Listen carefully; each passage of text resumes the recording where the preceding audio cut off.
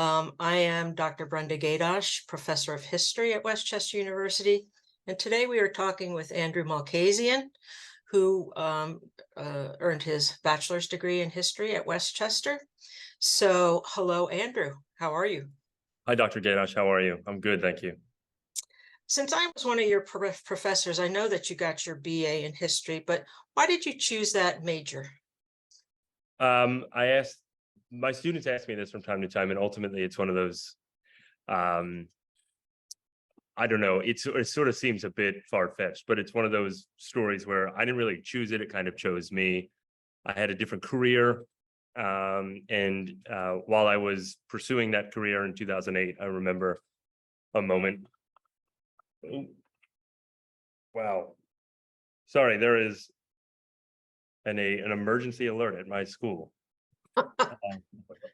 Do you have to leave the classroom? I have to determine what exactly the notification is telling me. So for those of you who want to become teachers, this is something you have to go through. Okay, I should be okay.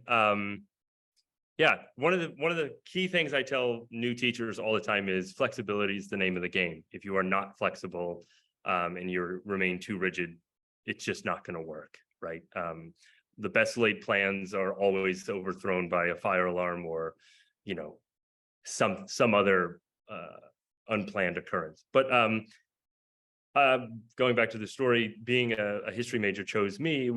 I had always had a latent interest in being a history major, but I was a film major first at another university and really pursued that, and then ultimately realized in that pursuit that history was something that was very interesting to me. But I had a goal, and so that goal was the thing that I was going to pursue and I was going to achieve. And when I achieved it, it was not to be sort of, I don't know, a cautionary tale, but having a singular goal and no other goal around it, it sort of felt shallow and fell flat. And so one day during the 2008 election, I remember explaining some things about the historical, I don't know, importance, if you will, of the Electoral College to an entire production office of an ABC Family Network TV show. And everybody turned around and thought, what are you doing here? And it made a whole lot of sense because for 5 months, I had been going to an old movie theater that had been turned into a bookstore and was purchasing as many sort of, classic tomes of American history of the 20th century, these things. Like I remember one in particular, a book, A Short History of the United States by Robert Ramini, who's the historian of the US Capitol, and just going like, this is really what I want to do. But the career had started. And so the rubber met the road and I did not want to do this anymore. So I quit the film industry and enrolled in your class. Did you know at that time that you also planned to become a teacher? Yeah, I didn't know what else to do, to be honest with you. Yeah, I'm a third generation teacher, and that was not a fallback plan. That's not what I mean to say, but I didn't know what else to do. And so being a teacher was the most logical next step, right? A history major, I teach history, love history. And I was not a great student. And so I felt like maybe I could add a perspective in the larger conversation about teaching kids that maybe wasn't always there. I was not, an A+ student. I mean, I was a smart student, but I was never wasn't always doing the homework. Let's just put it that way, right? And so I thought maybe that would be a beneficial perspective to have as you go into teaching middle and high school. Tell us about some of the highlights of your undergraduate career, about working with your professors or some of the projects that you may have worked on. I would say this if you are here or not, Dr. Gaydosh. So I want you to understand that this is truly an answer I would give regardless of who asked it. I'm of Armenian descent. I knew that. I understood that. I thought. And then you presented some ideas to me that were challenging and made me investigate who I was, understanding my identity, understanding that big last name that I carry around with me that I was sort of embarrassed by for a long time. And through the course of, I think, 2 or 3 classes together, you gave me the freedom to investigate what that meant, not just from a personal standpoint, but of course from a historical standpoint, and looking at it from different perspectives and understanding being Armenian, about the Armenian culture, and then of course the Armenian Genocide, which so defined my experience in our class. And then in that research, I think you saw that I had something to say, and so you invited me to the 100th, the commemoration of the genocides beginning 100 years ago, and spoke about what that meant for me, a kid growing up with the last name, but yet not fully, completely understanding what it meant to be the descendant of genocide survivors, and what that meant for me going forward. And one of the most empowering and haunting, maybe is a good word, experiences was reading some material that I had never found before related to my family's experience in the genocide. And my great uncle writing in 1923 that the next generation, me, we have to continue to the research. We have to continue to tell the story so that the bones of our ancestors can rest. And realizing two things. One, I belonged to people, right? I belonged somewhere. And then two, I had a mission. There was a purpose. There was a meaning to all of this. And my love of history could have a particular end. And I don't mean I would solve things, but I mean, I could go somewhere. I could take it somewhere. I could be motivated to answer questions, or perhaps even ask more questions that weren't being asked. So that was a formative experience that I don't forget and couldn't forget. So thank you for that. And then also, just like generally speaking, if I can laud the history department, just being in contact with really fantastic historians, people who understood what it meant to be a historian, and understanding that it isn't just an armchair profession. You are doing, and the doing is rigorous, and they would hold you to an incredibly high standard. I don't know how many times I was satisfied with, a high C or a low B by Dr. Hardy, but it felt like I had accomplished something, right? And that goes for every professor I had. I'm not going to name them all, but they were all formative in the way that I teach, and the way that I think about history as an active pursuit, and not just something that is a passive study. Are you continuing to do history today? As much as one can when they have a full-time job and 2 kids, right? But yeah, I sort of said it before, I feel like it is a mission at this point. I've never felt more motivated to do anything in my life. So I teach at Germantown Friends. It's a Quaker school. And so for, I would say, the past 3 years, right in the middle of the pandemic, I began to really expand my understanding of Quaker education and the values that are in a part of not just this institution and all Quaker institutions, but in common schooling and public schooling writ large. And so I've done, I gave a talk a few months ago in front of the Council on American Private Education, explaining the idea of how Quaker values and how Quaker education kind of created our modern landscape of American education. And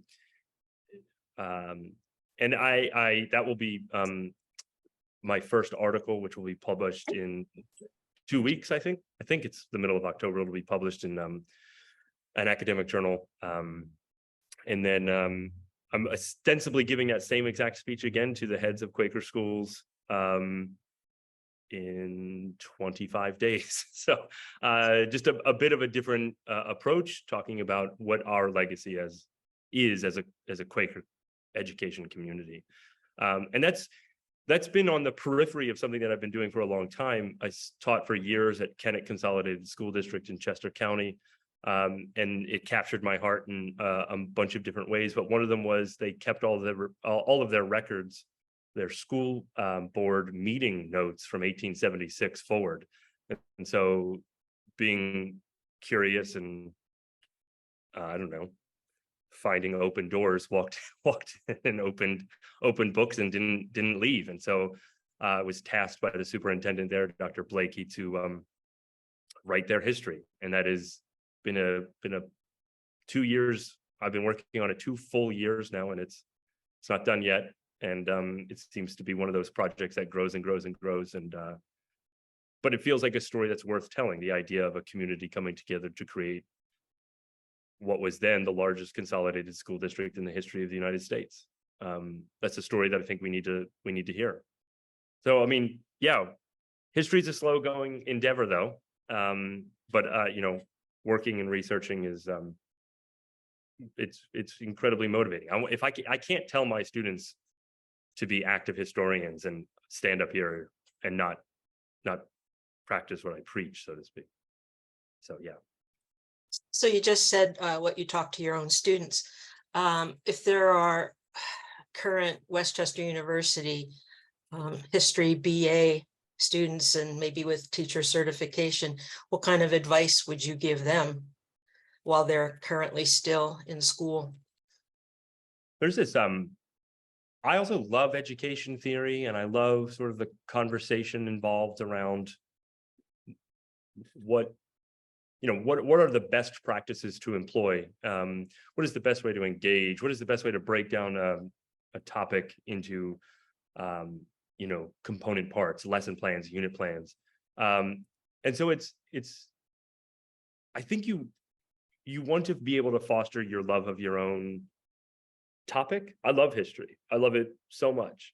But at the same time, I love it so much that I want to make sure that I teach it correctly. So this idea is like, make sure you are not just a master. I don't necessarily mean it in those terms, because you should always be learning, but make sure you're a master of your craft and your content. Do the best you can to own both, and feel empowered that you can't do one without the other. I think you can be a great teacher, but you really do need the content, and you could really know your content, but you really need to know how to disseminate that to, let's say 20, 13-year-olds for the sake of argument or something. And I think that's a fine balance, and it doesn't mean you have to love all of it, right? But find what speaks to you in those ideas. I mean, for me, being a teacher is empowering, because I mean, this is stuff I used to get in trouble doing, like just talking about history all the time and being like, get back on task if I was in math class, or if I was in a different professional environment. But find what interests you and use that as motivation to do the task in front of you as best as you can. And again, it doesn't mean you're going to love the conversations over, I don't know, education can be so heavily quantitative, looking at data and things like that. I'm not a math person. It doesn't speak to me, but understanding that those conversations necessarily make a better learning experiment or experience for your students, that's where you need to live. You need to understand that the picture is much larger than just what you're doing in your room. It's about all of the various parts that go into making you a good teacher and a good school. A sort of a meandering answer, but I hope that makes some sense. Yeah, it does. And it leads us into the question that you did choose to go on for a master's degree. Can you tell us about that? I didn't know what I went on, to be quite frank. I mean, I got my master's degree because it came with a pay raise. The public school structure incentivizes that. I don't think that's necessarily a bad thing, but I really didn't know what to do. I wasn't really ready for it yet, but it seemed to be right.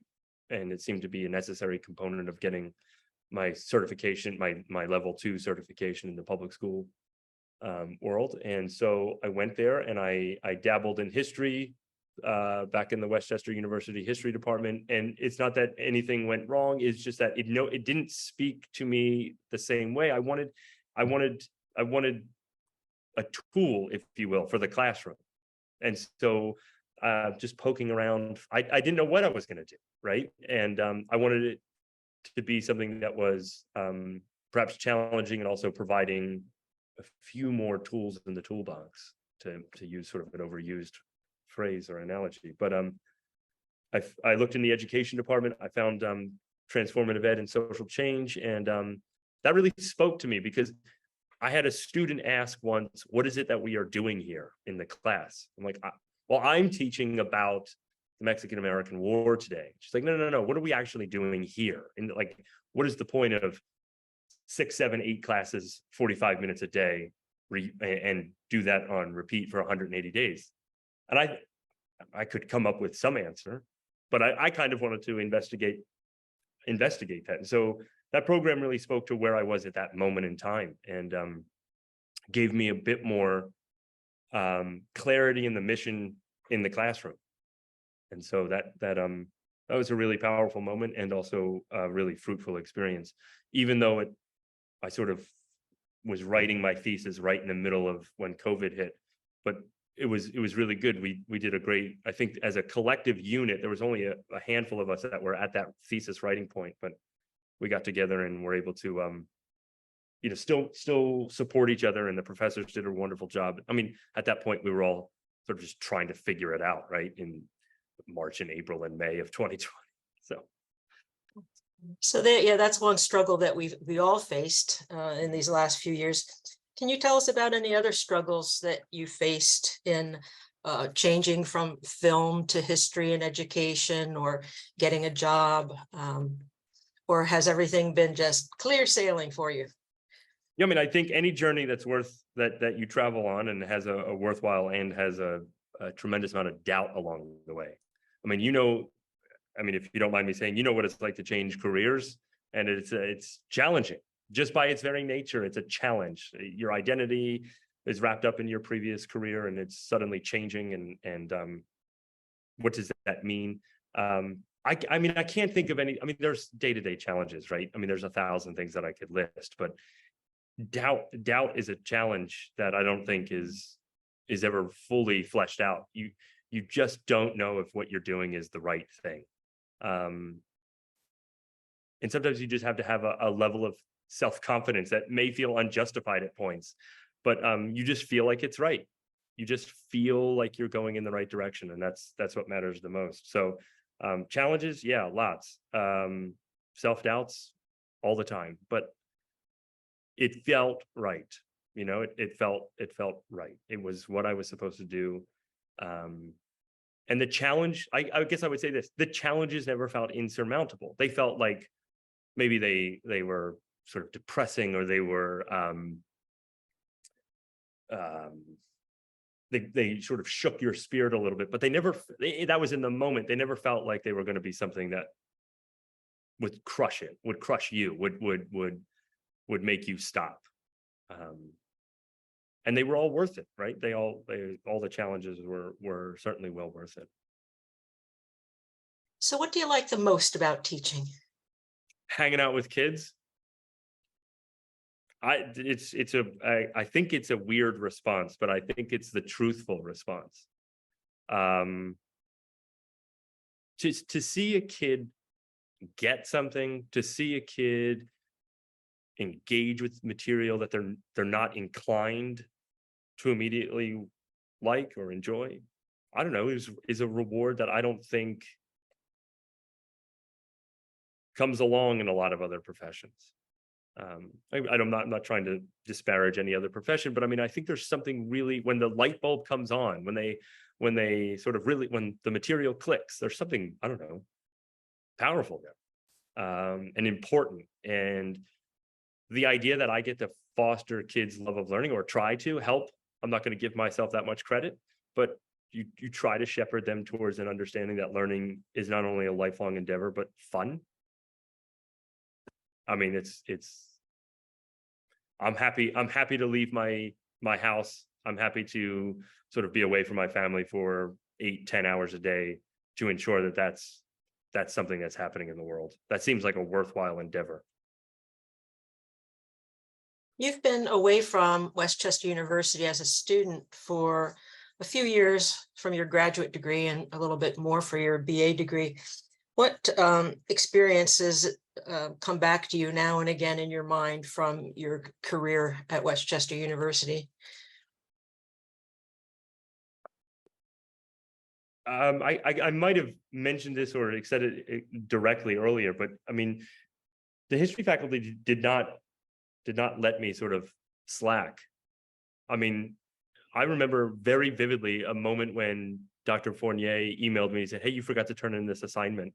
And I did. And he's like, "Hey, that's not usually what you do. Just hand it in ASAP." And I was going away for the weekend, so I had to rush and write a 2-page response to something And he sent it back and he goes, I mean, in so many words, he goes, this is just not an acceptable submission. But I was sort of crushed, right? And he goes, I'd rather you take the time that you need to get this right than to hand in something that is not up to your standard or up to my standards, his standards. And that's sort of like a lesson that I tell my kids about that a lot, because they think that, you know, I'm the teacher in the front of the room. And so I've done all things sort of to the T, to the letter. But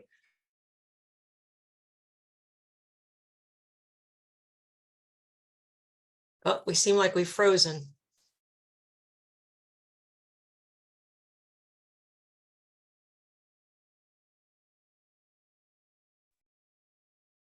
Kelsey? Yeah. Oh, Oh, I think we're back. I'm back. Can you hear me? Yes, now, but you've just Okay. froze for a little bit. Okay, sorry about that. But it's just the idea that, you know, oh no. Another piece. Let's see. Give him a minute. Well, the school had an emergency, so who knows? There you go.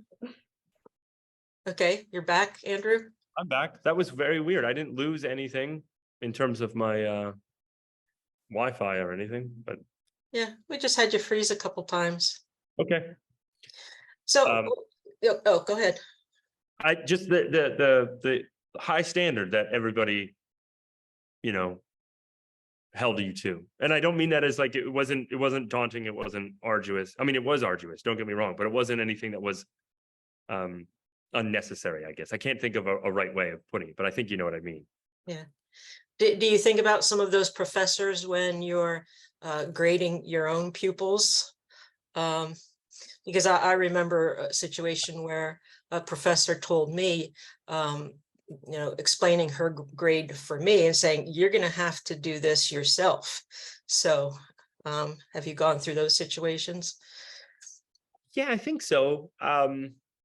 I mean, I think a lot about Dr. Gimber's grading. He's a thorough grader. I mean, I think some people are overwhelmed by that, but I mean, it's a thorough grading that really stuck with me, and I've carried that over. Where I've always said to the kids in the room, don't take my commentary as a personal attack. It is me. That's how much I care about your, you know, you getting this right and redoing it, or you know, in fact, the more I have to say, the better the paper probably is. So I think about that a lot in terms of being thorough in my response to them in my grading, and making sure that they understand not necessarily what I'm looking for, but what they could do to make their argument stronger or their evidence more pronounced, you know. So yeah, I think that those, I mean, there's so many things that stick out to me. I mean, I had a really close relationship with a lot of professors in the history department, and it's just it's funny. It's hard to pick out one or just a few that I rely on, because I think it's like a Rolodex in your head. It depends on the circumstance. So all the questions I've asked you, it seems like we've gone through a lot. Are there some things that you wanted to express to perhaps some of the listeners, to, again, any more advice on thoughts, you know, even how you balance, like you mentioned your family and, you know, going to school, how you balance your life? Yeah, I think that's I have a fantastic wife who is always incredibly supportive and helpful, so that's a really big part of that balance, striking that balance. I try often, very often, not to see my work as work. You know, grading papers sometimes feels like a pain in the butt, but it's also not, I'm not digging ditches, I'm not milking cows like I did when I grew up. I'm not on the farm at 4 a.m., you know, feeding calves like I've done before. It's like these things like that. What I do is a choice, and it's a privilege to have been able to make that choice, make that profession a reality. And so I try really hard not to think of, I gotta go downstairs, I gotta turn on the computer, I gotta do 3 hours of work. I find that to be an important way of framing it. I like spending time with my kids, and I would very much like to watch, the Phillies or football or whatever it may be. But sometimes the work calls, and the work is really what my calling is. It is not to be, watching the TV. And so sometimes just understanding what it is that we're here, what it is that we are supposed to be doing, and what we've chosen to do, and what most importantly we get to do. I mean, this idea that somebody pays me a living wage to teach history and government and civics and give talks about Quaker education, I mean, I'll take it. I'll take it. We have some students that are currently student teaching for history this fall and will be in the spring. And then they'll be looking for a job. Can you talk at all about student teaching, or your first day in the classroom as a full-fledged teacher? Again, any thoughts of, I would just guess there was some fear there or uncertainty. Yeah, for sure. And anybody who denies that is probably denying the reality of the situation. It's a frightening experience, because now you are the role or the positions have changed quite dramatically. I mean, the last time you were in the classroom, you were the student, and now it's your show. But I think one of the things that I realized quite quickly is that it's not my show, it's our show. And that's a management technique, is giving the students a sense of their voice having importance in the room. And so striking that balance is important. Student teaching was trial by fire in a lot of different ways. My experience may not be the exact same as everyone else's, but it's probably one of the hardest things I ever finished or completed in my life. That's a good example of a challenge. That student teaching, I was married, I had bills to pay, and different kinds of demands that maybe some don't, who are traditional undergraduate students. And I took it very seriously. I came home after school every day, and it was just planning for the next day. I didn't have a vast amount of resources to pick from. If I had been teaching 2 weeks, I had 2 weeks of resources. And just trying to make sure that the lessons were authentic, and that they spoke to me as a teacher, and also emphasized the material in a way that was engaging and not dull, I guess. So yeah, student teaching's hard. It's supposed to be, though. It's supposed to be. If it was easily accomplishable, maybe we would have a bigger problem, but it's supposed to be hard. So embrace that level of challenge, because that's pretty hard, but so is the first year of teaching. And if you can will your way through that, and demand that you deserve to be there, or not deserve to be there, that you should be there, that's where you need to be. Year 2, year 3, year 4, you get to play some jazz, I think, after a while. If you trust yourself enough, and if you're in the right situation, it's really remarkable what can happen in the classroom once you get some experience. We're getting close to our time, so do you have any final thoughts about Westchester University? And when you think about it, what comes to mind for that portion of your life? Yeah, I think my relationships with my professors were so great that I think about them a lot. I'm in communication from time to time with most of them, and it feels like the professors in the history department, I don't have as close relationships with other people outside of those departments, but my major was history. So those individuals that I was in regular contact with, it seems as though they felt it was their mission in the classroom didn't end at the end of the semester, right? I'm in one way or another still their students, can still reach out for assistance or guidance or help. And that's something I think is pretty remarkable. And I didn't know everyone in the history department, but I knew the people I did know, I knew very well. And I was proud to be a part of that department, and proud to learn under so many good people. And I think one of the things that students sometimes don't understand is that the professors there are eager to help in ways that I don't think maybe we don't discuss enough in high school and middle schools. Teachers are there in the classroom, but they also exist outside it to be guides and to aid and to answer questions. And they really love doing what they say, you know, come and ask if you have questions about your paper, about research. I mean, it's not, you know, you don't just want to teach the 4 classes and sort of go home. I mean, there is an idea of engaging with the student that really enlivens the life of every teacher, whether it's me in middle school or high school or you at the college level. I think sometimes there's this idea that after class, the relationship sort of ends and we'll pick up again next week, you know. But I think it's a matter of like, this is an ongoing relationship. Learn as much as you can. I mean, there are vast knowledge resources standing right in front of you. Ask, have conversations. I mean, there's how many times did we have conversations after class that went way beyond maybe sort of our schedules permitted, but they were incredible conversations. Yeah, So the first thing when I see you is I'm thinking about Azerbaijan and like, have you been watching the news? No, so yeah.